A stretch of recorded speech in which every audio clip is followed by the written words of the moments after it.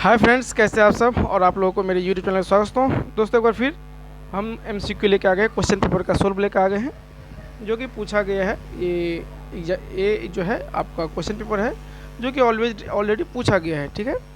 तो इसमें हम लोग क्वेश्चन को सॉल्व करेंगे डिटेल्स में और सभी ऑप्शन के साथ, कौन सा राइट आंसर होगा और कौन सा किसके लिए यूज होता है, कि यहाँ पे ये चीज़ होता है।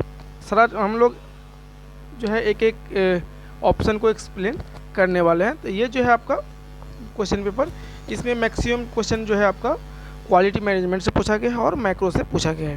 तो चलिए देखते हैं, ये आपके एग्जाम के लिए बहुत ही इंपॉर्टेंट रहने वाला है। तो पहला ऑप्शन क्वेश्चन क्या पूछा गया है, external audit is. External audit क्या होता है? First party, second party audit या थर्ड पार्टी ऑडिट या none of the above. First party audit मानो ये होता है कि जैसे इट सेल्फ, जैसे हम लोग ऑर्गेनाइजेशन खुद से जो है उसको चेक किया जाता है, उसको बोलते हैं first party audit. Second party audit हो गया जैसे कि आपका ही लैब का जो है कोई अदर लैब से आकर के साइलेंसली या अपने ऑर्गेनाइजेशन से ही साइलेंसली आकर के आपको बोलेगा ऑन द स्पॉट कि हमको ये चीज़ देखना है, जो भी आपके क्वालिटी कंट्रोल से रिलेटेड है, उसको बोला जाता है सेकेंड पार्टी। थर्ड पार्टी क्या है? थर्ड पार्टी जैसे हो गया NABL। NABL क्या होता है? थर्ड पार्टी होता है। एक्सटर्नल ऑडिट को क्या हो गया? एक्सटर्नल ऑडिट जो हो गया आपका थर्ड पार्टी ऑडिट हो गया, ठीक है। जैसे कि NABL ये क्या है? थर्ड पार्टी ऑडिट है, किसके लिए? तो लेबोरेटरी के लिए। और NABH किसके लिए होता है? आपका हॉस्पिटल के लिए। नेक्स्ट क्वेश्चन जो आपका है, नेक्स्ट क्वेश्चन है आपका कि audit in health care should be, ठीक है। हेल्थ केयर में जो है ऑडिट जो है क्या होता है? सिस्टेमिक होता है, इंडिपेंडेंट होता है, डॉक्यूमेंटेड होता है या D all of the above होता है। यहाँ पे क्या हो जाएगा? ये जो है क्या लिखा है? सिस्टेमिक। सिस्टेमिक मतलब क्या हो गया? Audit follows planned and organised process, ठीक है। हम लोग ऑडिट जो करते हैं उसको सिस्टेमिक करते हैं, दैट मीन्स उसका एक प्रोसेस होता है, कोई एक प्लान होता है, प्लान तैयार किया जाता है, उसके प्रोसेस से उसके थ्रू हम लोग किया जाता है। पहले प्लानिंग किया जाता है और उसको हम लोग फिर उसको फॉलो करते हैं, माने उस ऑर्गेनाइजेशन के हिसाब से वो प्रोसेस को, ठीक है। उसको बोलते हैं सिस्टेमिक। इंडिपेंडेंट क्या हो गया? Auditor should be impartial and unbiased.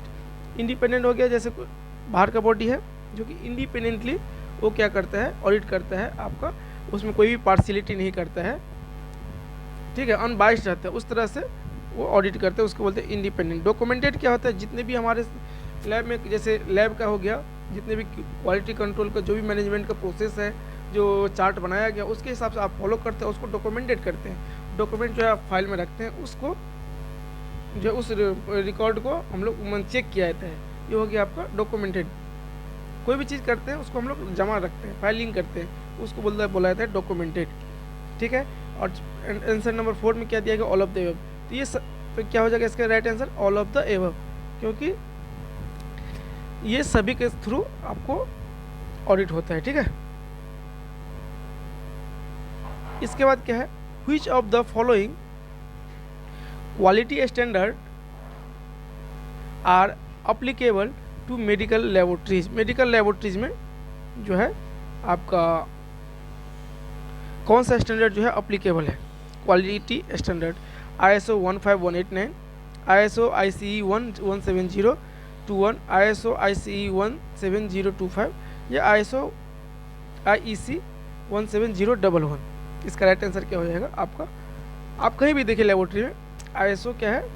15189 ये चल रहा है, ठीक है। ये क्या है? Standard specifically for medical laboratory quality and competence. ये क्या है आपका? ये एक जो है आपका ISO जो है स्टैंडर्ड स्पेसिफिलिटी, ये किसके लिए है? मेडिकल लेबोरेटरी के लिए। इसमें क्या क्या रहता है? क्वालिटी एंड कॉम्पिटेंस, ठीक है। इसके अंतर्गत ये हम लोग इसके लिए ये दिया जाता है।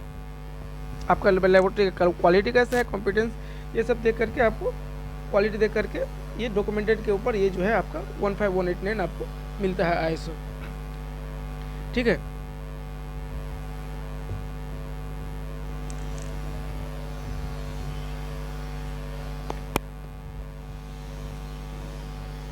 नेक्स्ट क्वेश्चन क्या है आपका?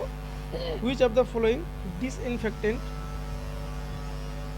Use in blood spillage area. Blood spillage area के लिए हम लोग कौन सा जो है डिसइंफेक्टेंट यूज करते हैं? पहला है फिनॉल, दूसरा है आपका लाइसोल, तीसरा क्या है हाइपोक्लोराइड, और डी में दिया गया है फॉर्मल्डिहाइड। इसके लिए हम लोग कौन सा यूज करते हैं? पहला हो गया फिनॉल, जो कि general disinfectant as a general disinfectant use करते हैं।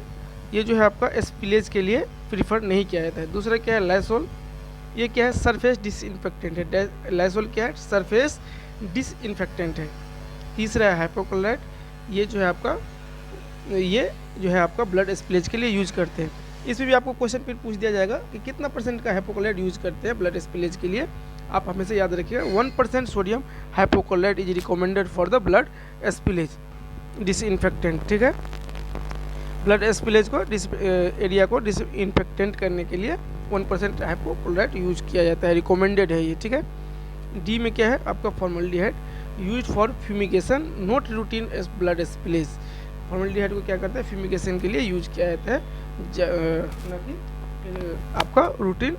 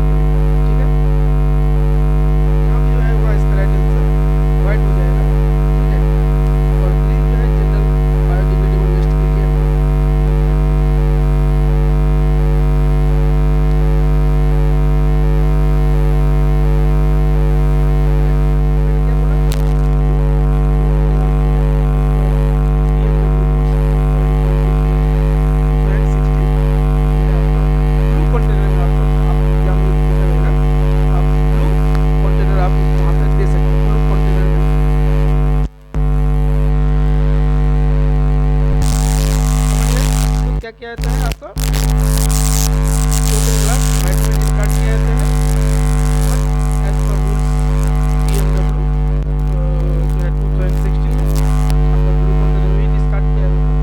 अभी भी बहुत जगह ब्लू में ही डिस्कार्ड किया जाता है। ठीक है, यहाँ पर क्या हो जाएगा वाइट, यहाँ पर ऑप्शन है नहीं आपका, यहाँ पे वाइट आंसर आएगा।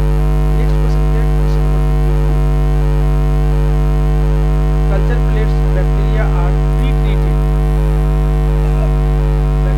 कल्चर प्लेट जो बैक्टीरिया आर ट्रीटेड, इससे प्री ट्रीट किया जाता है उसको ऑटोक्लेव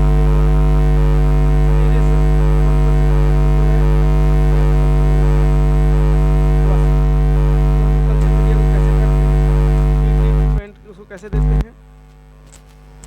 ऑटोक्लेविंग के द्वारा, इंसिनरेशन, हाइपोक्लोराइड या डी वॉशिंग। इसका राइट आंसर हो जाएगा, करेक्ट आंसर जो होगा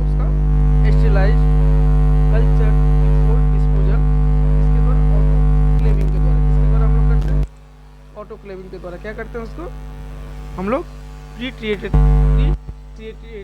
करते हैं।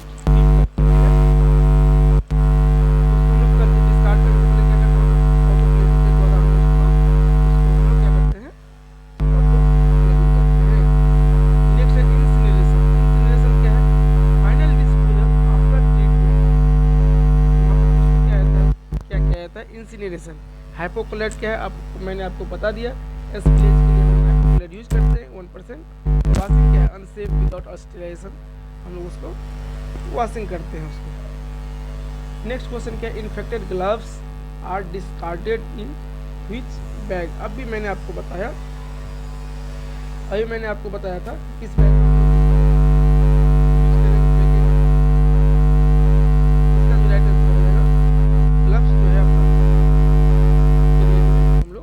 डिस्कार्ड करते हैं। ब्लैक में क्या करते हैं,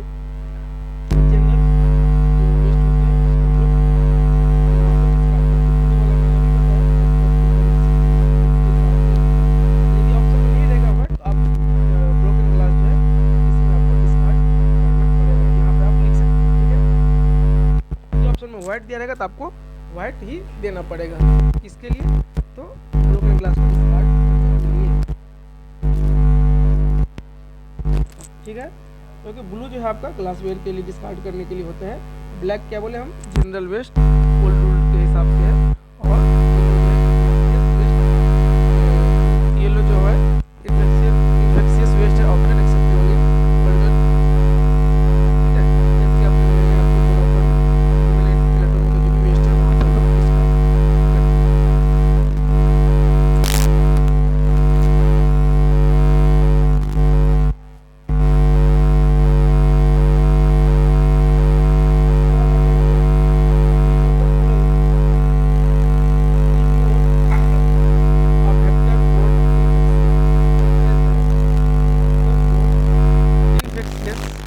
नहीं है। पहला मलेरिया, दूसरा डेंगू, तीसरा क्या है काला जार, और चौथा क्या है साल्मोनेला। इसका राइट आंसर क्या हो जाएगा, option number D, salmonella. Salmonella क्या है, ये वेक्टर बोर्ड इन्फेक्शियस नहीं है। तो क्या कैसा इन्फेक्शियस है ये है आपका कॉन्टामिनेटेड फूड के थ्रू ये जो है आपका इन्फेक्टेड होता है, या water board water infected water आप यदि इनहेल करते हैं तो आपका क्या होता है, ये साल्मोनेला माने टाइफाइड जो होता है किसी को भी। इसके बाद क्या है, मलेरिया क्या है, ये है वेक्टर बोर्न डिजीज। किसके थ्रू होता है, मॉस्किटो के थ्रू ये फैलता है। मॉस्किटो में भी कौन सा है, आप लोग हमें कमेंट बॉक्स में बताइएगा, क्योंकि मलेरिया के ऊपर भी क्लास ले लिया गया है, आप लोग जाकर देख सकते हैं प्लेलिस्ट में। इसके बाद क्या है, ऑप्शन नंबर बी डेंगू है। डेंगू क्या है, एड्स मॉस्किटो बोर्न डिजीज है, ठीक है। और काला जार क्या है, सैंड बोर्न, ये सैंड क्या है, उसका वेक्टर है, ठीक है। अब नेक्स्ट क्वेश्चन क्या पूछा गया है, booster dose for HBV should be given when anti-HBsAg filtered when anti-HBsAg titre is. कितना टाइटर रहेगा, तो हम लोग क्या करते हैं HBV का डोज देते हैं। Option number A option number A greater than 10 IU पर ml, लेस देन 10 IU पर ml, ग्रेटर देन 100 IU पर ml, और नॉन ऑफ द एबव। इसका राइट आंसर क्या हो जाएगा, लेस देन 10 IU पर ml से कम यदि रहेगा आपका टाइटर, तब आपको HBV का डोज बूस्टर डोज दिया जाता है, ठीक है। नेक्स्ट क्वेश्चन क्या है, transfusion transmitted infection can be. Transfusion transmitted infection कैसे हो सकता है,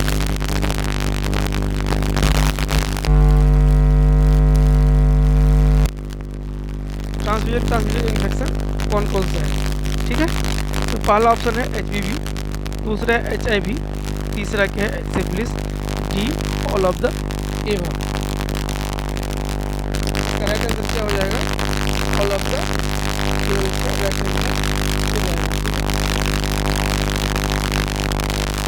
क्योंकि ये तीनों क्या है आपका all 3 disease can be intermediate blood transfusion के थ्रू होता है। ठीक है, ये हमेशा याद रखिएगा। आप जब भी ब्लड बैंक में जाएंगे तो ये जो है स्क्रीनिंग ये टेस्ट। नेक्स्ट क्वेश्चन क्या है? नेक्स्ट क्वेश्चन है laboratory acquired infections can be caused by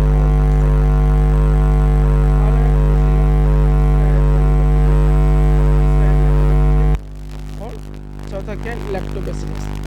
इसका राइट आंसर क्या हो जाएगा आपका? लैक्टोबैसिलस। ठीक है, करेक्ट है ये। और ये क्या है आपका? नॉन पैथोजेनिक भी होता है। ठीक है,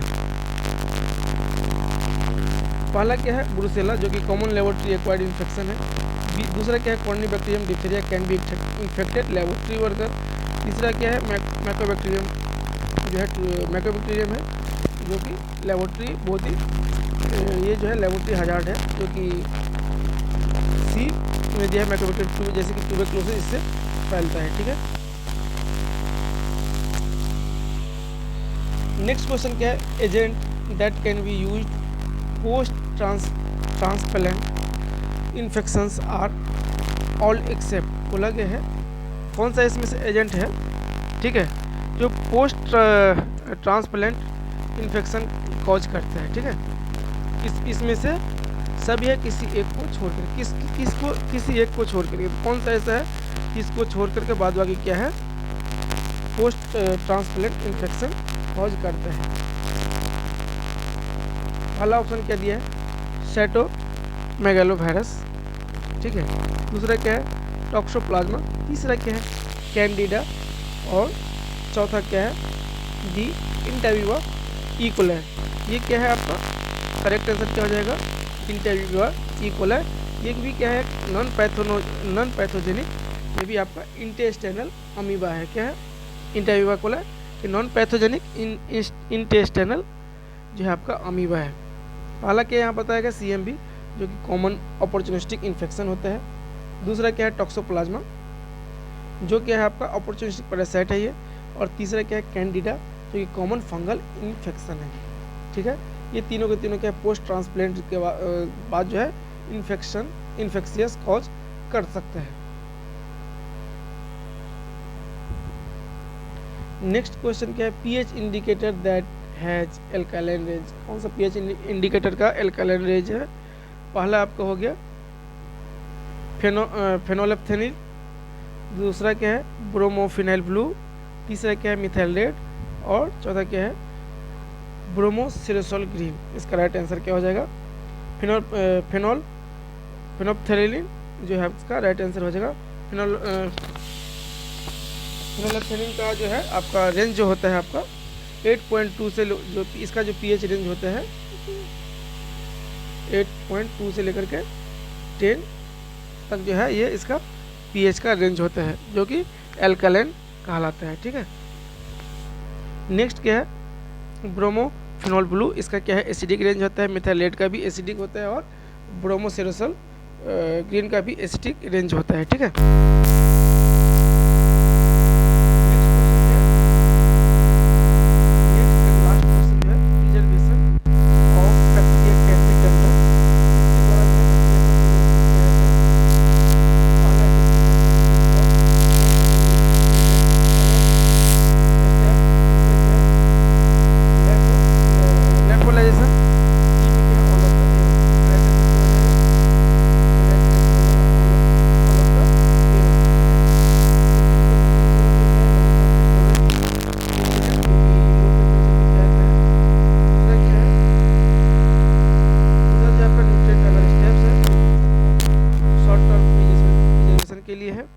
ठीक है, और इसके बाद जो है आपका लैफोलाइजेशन क्या है?